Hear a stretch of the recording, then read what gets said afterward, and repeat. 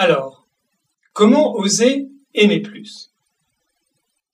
En réalité, l'amour n'est pas lié à la souffrance, bien au contraire. Lorsque nous aimons, nous ouvrons notre cœur, mais nous n'avons pas le souhait de souffrir. Alors, comment faire? Nous n'avons aucun contrôle sur la réaction de l'autre. C'est exact et c'est heureux. Mais est-ce une difficulté? C'est une difficulté si j'attends de l'autre une réaction particulière. Mais si au contraire, je n'attends rien en retour pour moi, pas de sourire ou de remerciement, pas d'amour, ce n'est pas une difficulté.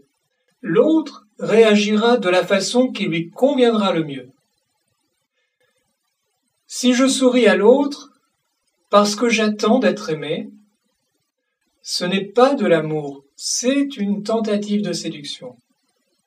Je lui souris pour moi et non pour lui. En revanche, si mes pensées, mes paroles, mes actes sont émanations de l'amour, alors je suis dans le don sans rien attendre.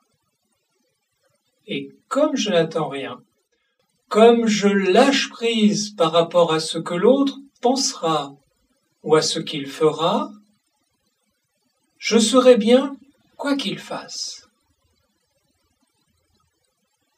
Comme je suis en accord profond avec la pensée ou le geste d'amour que je ressens ou que je réalise, alors je le fais de façon plus juste, plus simple, plus libre. Mon cœur est léger et sans crainte.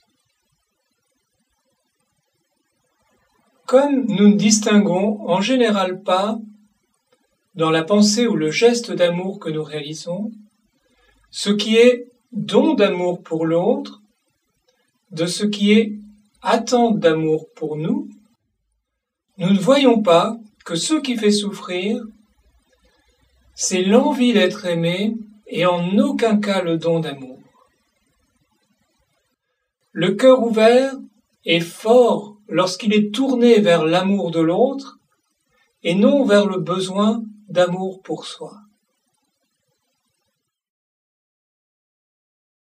Nous venons de voir que c'est le désir d'être aimé qui fait souffrir et non l'amour. Il est vrai aussi que l'amour peut ne pas être réciproque. Je peux aimer une personne alors qu'elle ne m'aime pas. J'ai alors deux possibilités. Soit je me centre sur le fait qu'elle ne m'aime pas, et alors je vais souffrir. Je peux avoir l'impression de ne rien valoir à ses yeux, et peut-être même aux miens. Je peux avoir l'impression que ma vie ne vaut rien.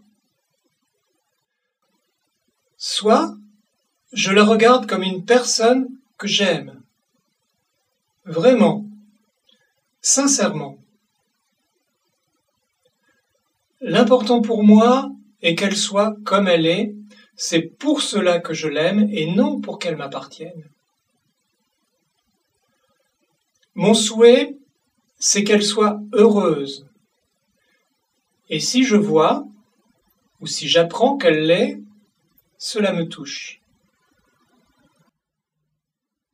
Et je ressens vraiment de l'amour en moi lorsque je la vois ou que je pense à elle, et je suis heureux d'aimer.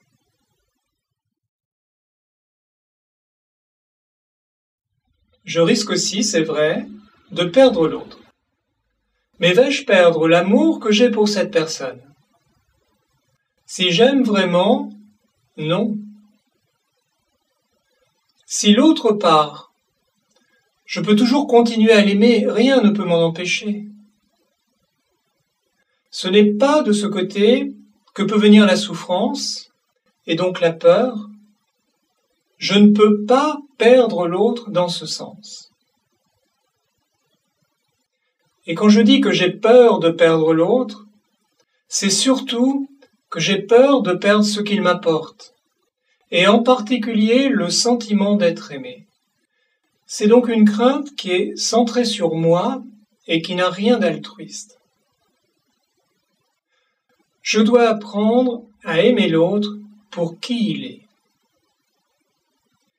Si sa présence fait vivre en moi de très belles choses, j'en suis heureux. Cela durera un certain temps. Ensuite, pourquoi les qualités que je ressens en moi, grâce à la présence de l'être aimé, disparaîtraient-elles? L'être aimé les a révélées. C'est un cadeau magnifique, somptueux. Mais elles étaient là avant. Il a poussé les nuages et je vois le ciel. Mais le ciel était là avant. Et maintenant, je sais que le ciel existe. Et je sais qu'il sera toujours là. Comme le seront les qualités que je sens vivre en moi aujourd'hui grâce à la précieuse présence de l'être aimé. Tout à l'heure, nous évoquions l'idée que plus on aime, plus on souffre. Non. Plus on aime, sans se perdre dans ce qui n'est pas de l'amour, nos attachements, nos attentes, nos besoins, plus on prend confiance, plus on apprend à connaître l'amour véritable, plus on se sent de capacité, de possibilité d'aimer. Et on ressent alors qu'il n'y a dans ce domaine que les limites que nous nous donnons et qui souvent sont tellement étroites.